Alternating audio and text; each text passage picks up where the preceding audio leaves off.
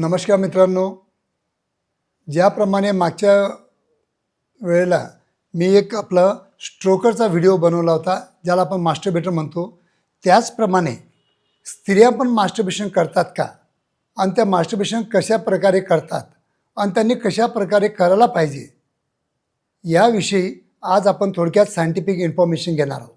मित्रांनो, मी आहे doctor Umesh. As a clinical sexologist म्हणून गेल्या 40 वर्षापासून मी तुम्हाला सायंटिफिक इन्फॉर्मेशन द्यायचा प्रयत्न करतो आहे. आणि खरोखर तुम्हाला जर सायंटिफिक व्हिडिओ माझे आवडत असतील तर लाईक करा, शेअर करा, जेणेकरून ह्या लैंगिक विषयाबद्दल जे काही माहिती आपल्या जगामध्ये आहे ती तशी समोर सायंटिफिक वे ठेवून मी नेहमी प्रयत्न करत असतो. तर मित्रांनो, चला तर आपण आजचा विषय चालू करूया की ज्याप्रमाणे पुरुष हाताने मास्टरबेशन करतात, पण आजच्या घडीला त्याच्यासाठी स्ट्रोकर पण आलेले आहेत, त्याचप्रमाणे स्त्रियांसाठी पण जर मास्टरबेशन जर करायचं असेल तर त्या ज्या पद्धतीनं करतात ती पद्धत पहिले आपण जाणून घेऊया. की जनरली ज्या स्त्रिया जे मास्टरबेशन करतात तर ते आपल्या फक्त बोटाने करतात, पण तुम्ही नेहमी बघता की 90% ज्या स्त्रिया असतात त्यांची नखं खूप वाढलेली असतात आणि कुठून कुठं मास्टरबेशन करायला त्यांना त्रास होऊ शकतो किंवा त्यांना इंजुरी होऊ शकते किंवा ब्लिडिंग होऊ शकतं आणि त्याच्यामुळे त्यांना ऑर्गॅझम मिळण्यासाठी म्हणजे हेल्प होऊ शकत नाही, कारण की त्यांचे नखं वाढलेले असतात. मग आता स्त्रियांनी मास्टरबेशन कसं करावं, तर स्त्रिया मास्टरबेशन जेव्हा करतात काहीतरी इंद्रियाच्या आकाराचे फळं असतात किंवा इंद्रियाच्या आकाराचं काहीतरी शेपचं काहीतरी म्हणजे रबरी पार्ट घेऊन त्या मास्टरबेशन करून आढळून येतात.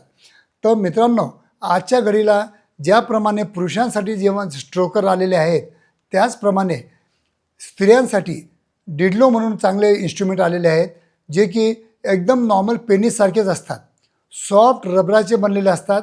मी इथं तुम्हाला ऑनलाईन म्हणजे माझ्या या व्हिडिओवर दाखवू शकत नाही, कारण की त्याचे आमच्या यूट्यूबचे नॉर्ममध्ये ते येत नाही आणि ते सेक्स टॉईजमध्ये मोडल्यामुळं त्याला FDA मान्यता देत नाही. पण ते ऑनलाईन उपलब्ध आहेत.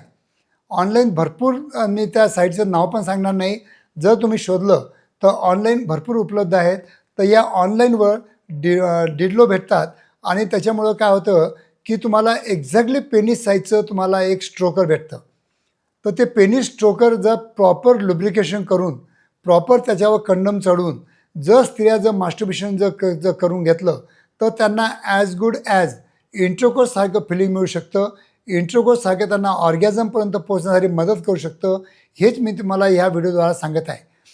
तर काही काही स्त्रिया ज्या व्हिडिओज असतात, ज्यांचं अजून भरपूर लैंगिक आयुष्य राहिलेलं आहे, त्यांची लग्न करायची इच्छा नाही किंवा काही सामाजिक बंधनामुळं कुठं बाहेर म्हणजे एक्स्ट्रा मॅरिटल रिलेशन करायची त्यांच्यामध्ये हिंमत नाही किंवा नाही करायचं आहे, अशाच काही स्त्रिया असतात. किंवा काही लग्न थोडासा उशिरा होतं तर केव्हा न केव्हा त्यांना आपलं सेक्च्युअल टेन्शन जे असतं, सेक्च्युअल अँझायटी जी असते ते रिलीज करण्यासाठी केव्हा केव्हा त्यांना मास्टरबेशन करणं अत्यंत गरजेचं असतं.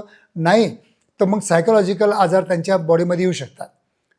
मास्टरबेशन जर कमीत कमी प्रमाणात वीकली वन्स जर स्त्रिया पण जर करत असतील तर मला वाटतं कुठं कुठं सेक्च्युअल भावनांना वाट मोकळी करून देण्यासाठी ही एक नैसर्गिक पद्धत असू शकते. आणि पण त्यासाठी जर बोटाचा आणि त्या नखांचा वापर न करता जर प्रॉपर जर तुम्ही डिल्डो जो तुम्ही वापरत असाल तर मला वाटतं अतिउत्तम, आणि याची तुम्हाला तुमच्या लैंगिक आयुष्यामध्ये स्त्रियांना चांगली मदत होऊ शकते, हे लक्षात ठेवा. धन्यवाद मित्रांनो.